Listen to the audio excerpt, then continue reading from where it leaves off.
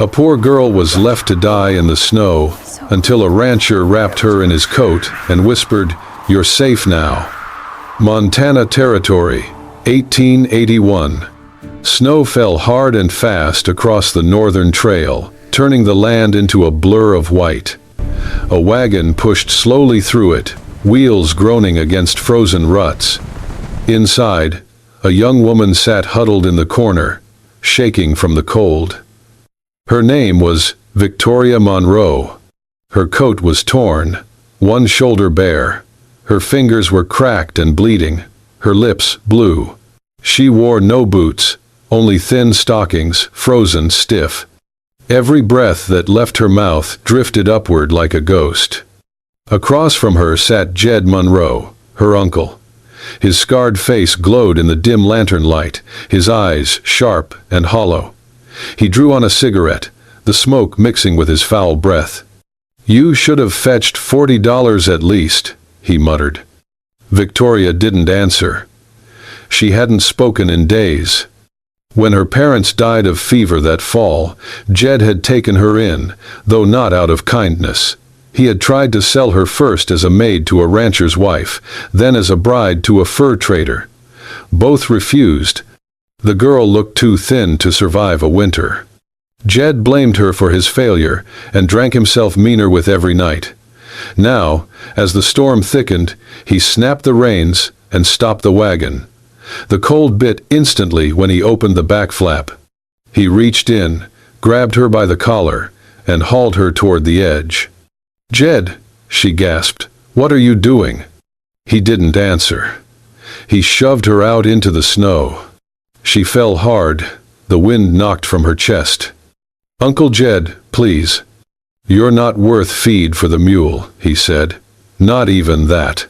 He climbed back into the driver's seat, cracked the reins, and disappeared into the storm. Victoria staggered to her feet, calling after him, but her voice vanished in the wind. He never looked back. She tried to walk, but the snow swallowed her steps. Her feet bled through the stockings, red spots blooming behind her. The storm howled louder, pushing her down each time she tried to rise. Clutched beneath her dress was a small cloth pouch, all she had left. Inside were her mother's final letter, a silver button from her baby gown, and a scrap of unfinished embroidery. She stumbled toward a faint light in the trees, thinking it might be a cabin. But when she reached it, she found only a broken hunting shack, its fire long dead. Her strength gave out. She slid to the base of a pine tree, her cheek pressed against the snow. "Mama," she whispered, voice barely there. "I tried." Her eyes closed. The world fell silent. From the other side of the valley, a single rider made his way through the storm. His name was Jordan Hartley. He was heading home from a supply run, his horse weary, his coat soaked. The dog trotting behind him barked suddenly, veering toward the tree line. Jordan reined in and followed. That was when he saw her, a small figure curled in the drift. "God Almighty," he breathed. He jumped down, landing knee-deep in snow, and knelt beside her. She wasn't moving. Her face was white as marble, her lashes frozen. He brushed the snow from her cheek. Her skin was ice cold.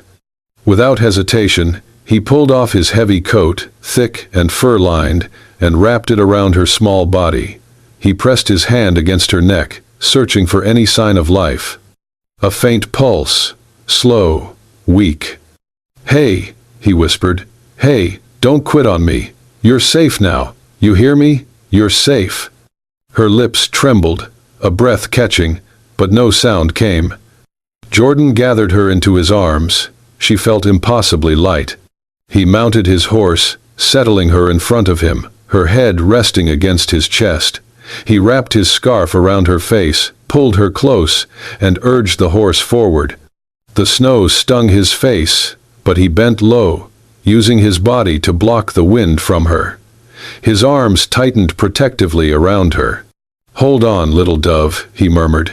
"The storm's not taking you tonight." Behind them, the blizzard swallowed their tracks. Only the faint rhythm of hoofbeats echoed through the storm, carrying two lives away from the edge of death, one saving, the other just beginning to be saved. Victoria opened her eyes to the golden flicker of firelight dancing across wooden walls. She was warm, too warm for winter. For a moment, she thought perhaps this was heaven, or something close to it. But then, pain reminded her she was still alive. Her body ached, her feet burned. Her throat felt like it had been scraped raw with ice. She tried to sit up and winced. Her limbs were stiff, wrapped tight in heavy wool blankets. Her hands were clean, wrapped in neat strips of bandage. A thick coat lay across her chest, still carrying the scent of leather, smoke, and something faintly like pine. She pulled it closer, but the fear rose before comfort could settle. Where was she? Who had touched her? Was she alone? The door creaked. A man stepped in, tall and broad, carrying a steaming mug. He paused when he saw her awake. His face was unreadable. Without a word, he placed the mug on the table beside her, keeping a respectful distance. Then he spoke, his voice low and steady. "You're safe here. Storms past." Victoria said nothing. Her hands gripped the edge of the blanket tighter. He didn't come closer. Instead, he walked to the other end of the room and took a seat on a stool near the fire. The crackling of burning wood filled the silence between them. She watched him warily. He was young, maybe in his early 30s. His boots were muddy, his flannel shirt rolled up at the sleeves. There was something tired in his eyes, but not cruel. "What's your name?" she asked, her voice barely above a whisper. "Jordan Hartley," he said, without turning. "Ranch is mine, you can rest. No one's coming for you tonight." She scanned the room. A rifle hung above the mantel. The furniture was rough, handmade. On a small shelf, she spotted a dust-covered photograph of a woman holding a child. The woman's smile was faded, but familiar. The boy had Jordan's eyes. That night, once the fire burned low and she heard his footsteps crunching outside in the snow, Victoria slipped out of the blanket. She found his coat, pulled it around her shoulders, and crept toward the door. The moment she opened it, the wind slammed into her like a brick wall. Her knees buckled. The cold stole her breath. She stumbled and fell into the snow. Then arms lifted her. She flinched, expecting anger. But Jordan said nothing. He just carried her back inside, set her near the hearth, and poured her a cup of hot water. He knelt by the fire and spoke without looking at her. "You walk out there again. The cold will finish what it started." Tears welled in her eyes.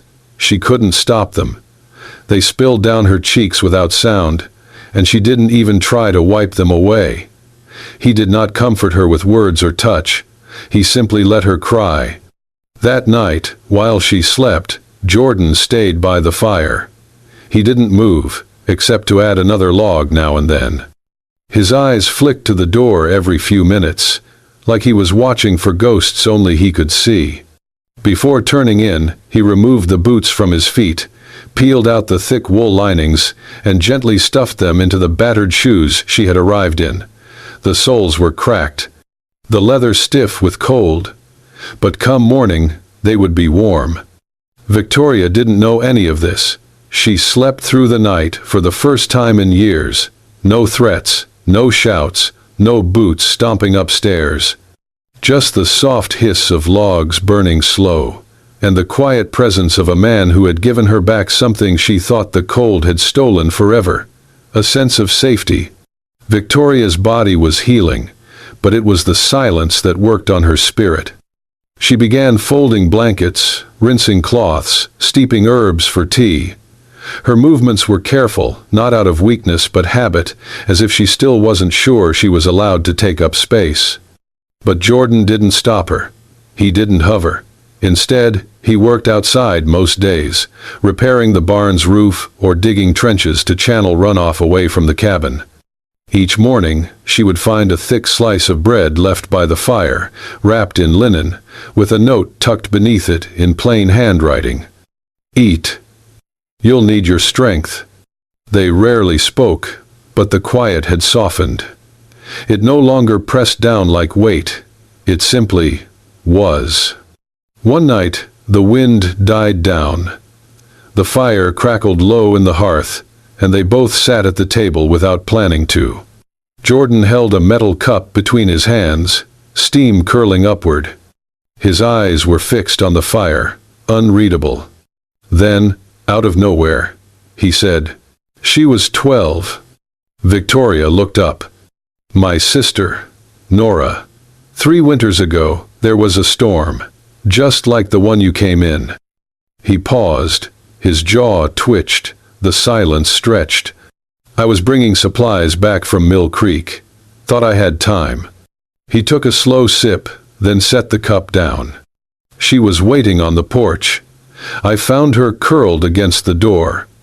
I carried her like I carried you. But I was too late that night." The knuckles of his right hand turned white as he gripped the cup tighter. Victoria's voice was barely a whisper. "You saved me. That makes up for something." Jordan shook his head slowly. "I don't believe in making up for the dead. I just try not to fail the living." Victoria lowered her gaze.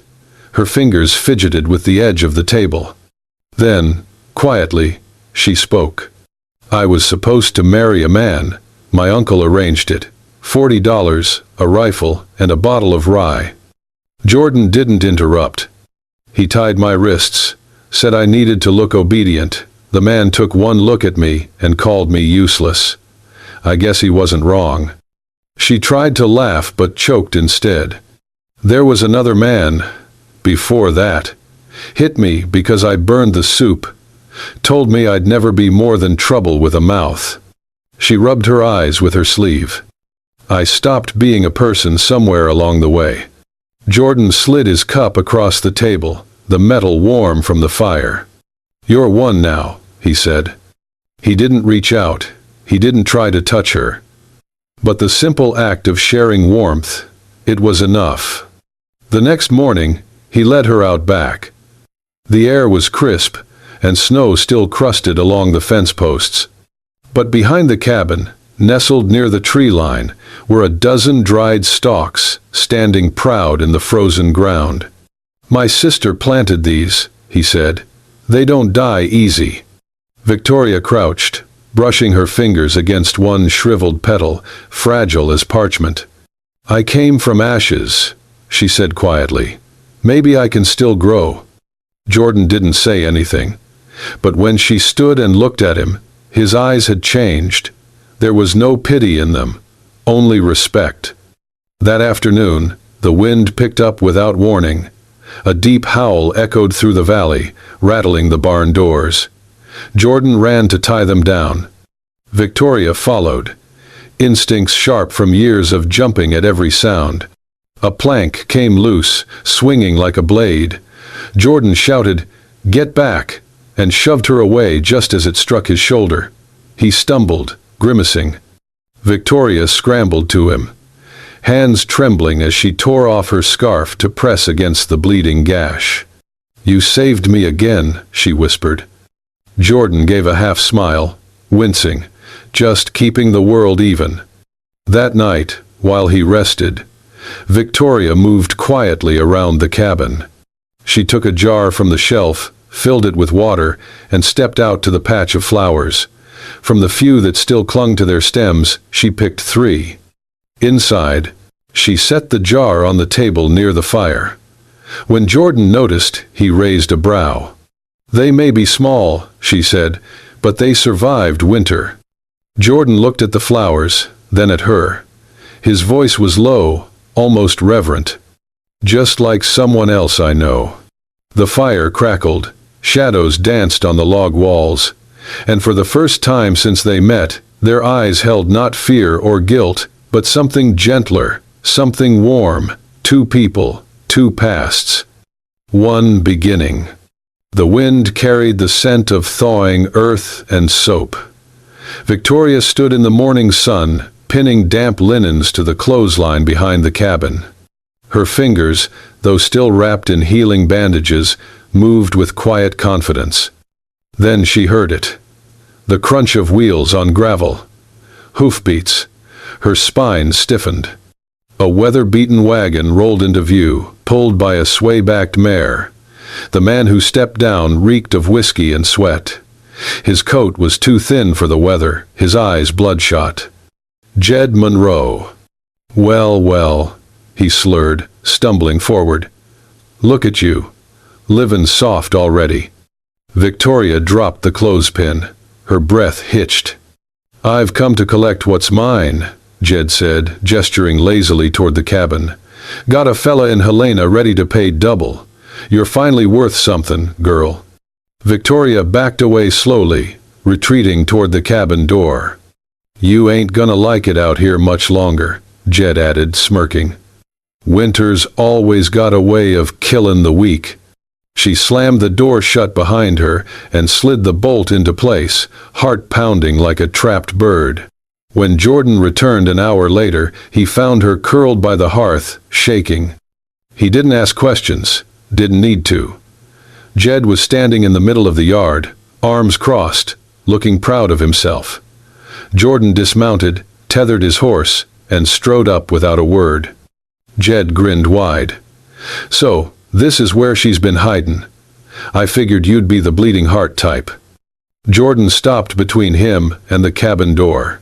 His stance was calm but firm. She's not hiding, Jordan said, and she's not yours. Jed's eyes narrowed. She's my kin. That gives me the right to take her back. She's not livestock. You'll leave this land before I make you. Jed let out a slow, mocking laugh. You gonna shoot me, Hartley? Over trash like her? Jordan didn't answer. He just stood there, unmoving.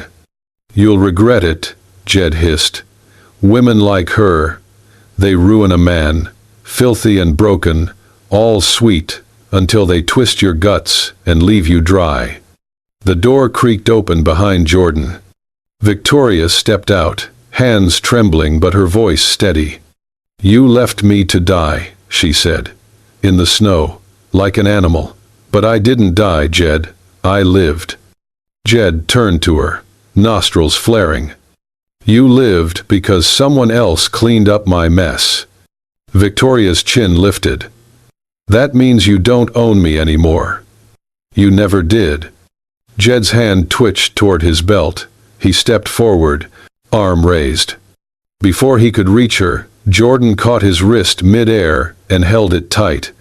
His grip was like iron, his face a stone mask. One more move, Jordan said quietly, and you won't leave this ranch standing. Jed tried to jerk free but couldn't. The silence that followed was thick with threat. He spat at the ground. This ain't over. He turned back toward his wagon, muttering curses as he climbed aboard. Before cracking the reins, he looked over his shoulder and sneered. Men like you don't keep girls like her. She'll rot you from the inside out. Jordan said nothing. He only watched until the wagon disappeared down the hill, then turned to Victoria. Her legs gave out, and she sank to her knees. He reached her just in time, lowering her gently to the ground. I'm sorry, she whispered. He brushed the hair from her face. Don't be. I was so scared. So was I. Their eyes met. For a long moment, neither said anything. The wind passed through the clothesline, drying linen flapping like quiet applause. Behind them, the door to the cabin remained open. Inside, the fire still burned. The morning was still blue when Victoria folded the note and left it on the small wooden table by the hearth. Her bag was light, only what she had brought and what she had earned with her own hands. On the doorstep, she paused. There, sitting neatly against the frame, was a pair of soft leather shoes, stitched by hand. The same ones she'd seen Jordan working on quietly in the evenings, pretending it was just something to pass the time.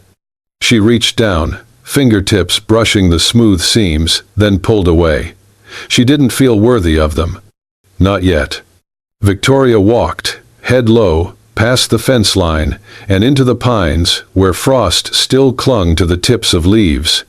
At the stream, she sat where the rocks flattened out into a wide bank. The water moved slow beneath a thin sheet of ice. Her breath came in quiet clouds as she stared into it. Behind her, hooves broke the silence. Jordan pulled the horse to a stop just above the incline and stepped down. His boots crunched against the frozen moss as he walked toward her. She didn't look up. "You forgot your shoes," he said gently. Victoria drew her knees in tighter. "You shouldn't have followed me." "I didn't have a choice. I left a note. I read it." She finally looked up. Her eyes were tired, but dry. "I can't stay. I don't want to bring more trouble to your door." He crouched down beside her. "You're not trouble, Victoria." She shook her head. "Jed might come back. Or worse. I can't be the reason you get hurt." Jordan was quiet for a long moment, then said, "You think I kept you warm through a storm, patched up your hands, built you shoes, because I thought you owed me? I don't want to cost you anything." He smiled, barely. "You already did. The moment I found you, half frozen in the snow, I started to care. That cost me sleep. It cost me peace. But it also gave me something back." She blinked. "I didn't realize how long it had been since I wanted something good to stay." He reached into the breast pocket of his coat and pulled out a thin strip of cloth. Wrapped inside was a silver bracelet, simple, worn, smooth at the edges, etched faintly with initials long faded. "This belonged to my sister," he said. "Only thing I kept after we buried her." Victoria's breath caught. "I used to think I'd never give it to anyone." He took her hand and placed the bracelet in her palm. "But this was meant for someone brave." He lowered himself to one knee in the snow beside the stream. "Marry me, Victoria. Not because you owe me, not because you feel safe here, but because I want to wake up every day knowing you chose to stay." Her hands trembled around the bracelet. She looked at him, really looked, at the scar near his jaw, the windburn on his cheeks, the steadiness in his eyes. "You'd want a girl with no name, no family, and nothing to offer? You've got everything that matters," he said, "and a name's something we can build together." She swallowed hard, then nodded once. "Yes," she whispered. The stream bubbled quietly beside them, and the sun began to rise behind the trees. Spring had folded into summer with gentle persistence, and the air around the Hartley ranch smelled of new beginnings. The earth thinned its icy crust, wildflowers pushed up soft green shoots, and the long days stretched warm with promise.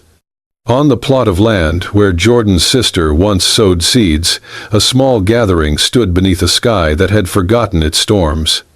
Victoria stepped out in her dress, stitched from the greatest gift she had ever received. Jordan's old flannel shirts, patched with cloth from his sheets, sewn with the steady hands she had learned to trust.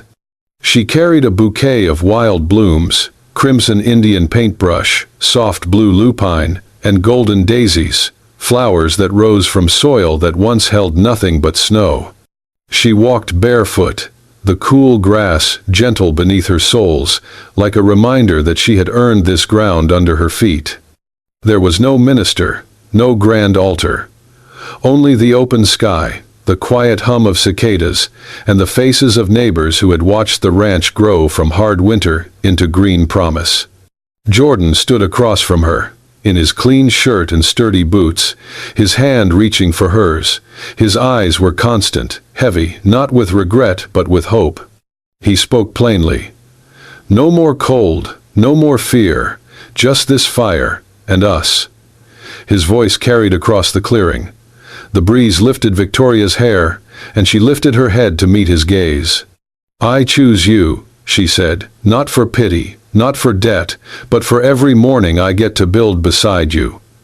Her words landed in the warm air, certain, After the simple pledges, Jordan put the wildflower bouquet gently into Victoria's hand, then dropped the reins into a nearby post. They walked into the field together, and beneath the late afternoon sun, they danced. Not in showy steps, but in a rhythm familiar from days of shared toil. The field echoed with soft laughter, the world caught in a moment that felt both small and infinite. Weeks passed, the ranch growing smoother in its routine. Then, one bright morning, Jordan and Victoria rode into town to buy a young mare. The street throbbed with midday heat. Horses stamped, shop doors swung, men leaned against saloon posts. Victoria wore a cloak over her dress, the wildflower embroidery peeking at the hem. They tied their horses at the hitching post in front of the general store. Jordan greeted the clerk. Victoria scanned the crowd with calm eyes. That's when she spotted the wagon rolling into town. Jed Monroe stepped down from the seat, flanked by two men who looked built for trouble. His face was red with anger, or drink, it didn't matter. Jordan turned just as a fist struck his jaw from behind. He stumbled, blood warm on his cheek. Victoria's heart jolted free of fear and memory alike. She slid a hand to the saddlebag, and her fingers closed on the familiar weight of the revolver Jordan had taught her to load. She drew it smooth and raised it aimed at Jed. "Take one more step," she said clearly. The shot rang out. The horse whinnied. Townfolk paused mid-step. Jed froze. Victoria's voice shook, but her aim did not. "That sheepskin coat doesn't mean you own me." From a porch emerged the saloon cook, leaning on a broom. "That girl works harder than half the men here." "Let her be," he called out. A miner shouted agreement. A schoolteacher closed her notebook and stepped forward. The sheriff appeared, tall and quiet. "Jed Monroe," he stated, hand on his badge. "You've got 24 hours to leave town and take your misery with you. You're banned from this county." Jed glared, spat on the ground, then turned heel and disappeared with his men across the street, onto a wagon and out of the dust of the main road. Jordan wiped his cheek, then looked at Victoria. "You okay?" he asked.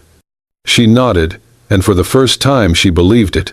No more fear, just this fire. He took both her hands in his. The sun sunk behind the hills. The air cooled, but the heat between them did not fade. They rode home together in the dusky light, the field of wildflowers between them waving softly. The ranch had stood the storm, and so had they. Their love was not loud, it was resilient, it was rooted. And as they entered the cabin, where heat still waited, Jordan whispered, "Welcome home." Spring melted into summer, and the ranch grew busier with each passing day. The creek ran clearer, fences stood straighter, and the soil gave back more than it took. In the center of it all was Victoria. She woke before sunrise, grinding corn by hand, checking the chicken coops, tending the horses, and preparing meals that smelled of thyme and sweet cream. She had learned how to stitch harnesses, set bone for a limping foal, and even how to render sheep tallow for soap. More than once, Jordan stood by the fence line, watching her move from task to task with quiet purpose. He would shake his head with a soft grin.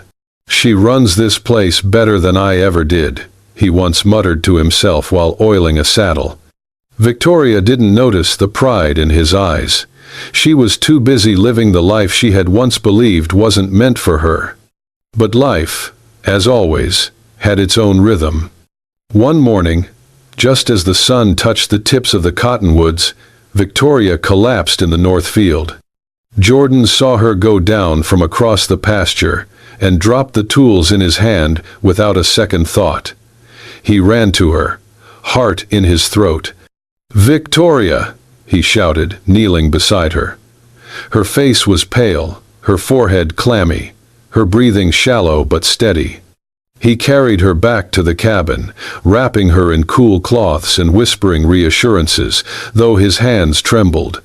When she finally stirred, hours later, she blinked up at him, confused. "What happened?" she asked, voice hoarse. "You fainted. Scared me half to death," he said. "We need to get Doc Brigham." But when the doctor arrived later that day and examined her, he smiled softly and said, "She's not ill. She's expecting." Jordan sat in stunned silence for a moment. Then he looked at Victoria, whose eyes had filled with tears. "You came to me dying in snow," he whispered, "and now you carry life." Victoria reached for his hand. They didn't speak for a long time.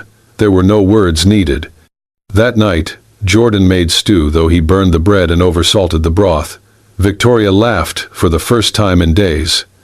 Later, as they sat on the porch wrapped in an old quilt, she leaned against him and rested her hand over her belly.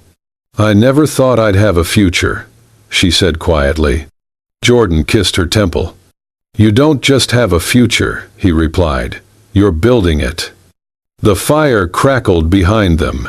Crickets sang in the tall grass, and above them the stars burned steady, like promises kept.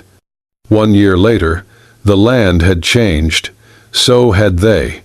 The snow had long since melted, giving way to rich soil and golden fields. Wheat swayed in the breeze, sunflowers reached for the sky, and the sound of new life filled the air. Victoria walked the edge of the pasture with a small bundle in her arms.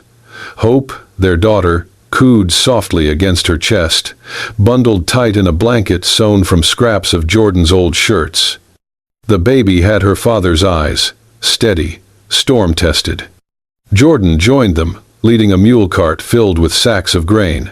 He wiped sweat from his brow and looked out over the land with a quiet satisfaction. Near the gate, a hand-carved sign swayed gently in the wind. The letters were burned deep into the cedar wood. Snowfire Ranch, built from the cold, grown in the light.